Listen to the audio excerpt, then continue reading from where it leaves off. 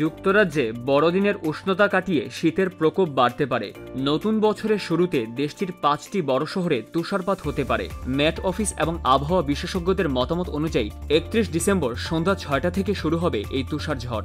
Manchester, Leeds, York, কার্লিসল এবং Newcastle এই ঝড়ে সরাসরি প্রভাবিত হবে।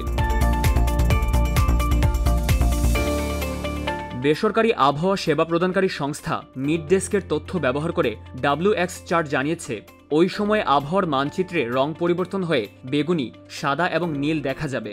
এটি তুষারপাতের পরিমাণ নির্দেশ করে। ক্রিমিনাল কিংবা পুলিশ কেস নিয়ে জীবন বিপর্যস্ত, ব্রিজ সলিসিটরস রয়েছে আপনার পাশে। এই তুষার ঝড়ে ইংল্যান্ডের ম্যানচেস্টার, লিডস, ইয়র্ক, কার্লিসল এবং নিউক্যাসল শহরগুলোতে বড় প্রভাব পড়বে।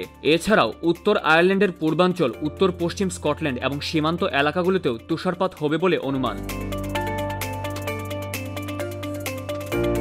নেটওয়েদার টিভির ইয়ান সিম্পসন জানিয়েছেন, নতুন বছরের শুরুতে ঠান্ডা আবহাওয়ার সম্ভাবনা রয়েছে। উত্তর পশ্চিম যুক্তরাজ্যে উচ্চচাপের প্রভাব বাড়বে, যা উত্তর থেকে ঠান্ডা বাতাসের সম্ভাবনা সৃষ্টি করবে, তবে মাঝে মাঝে মৃদু আবহাওয়া থাকতে পারে। তিনি আরও বলেন, বড়দিনের পর থেকে ইংল্যান্ডের মধ্যাঞ্চলে তাপমাত্রা গড়ের কাছাকাছি নেমে আসবে, যদিও তা এখনও মৌসুমি গড়ের চেয়ে সামান্য বেশি থাকবে।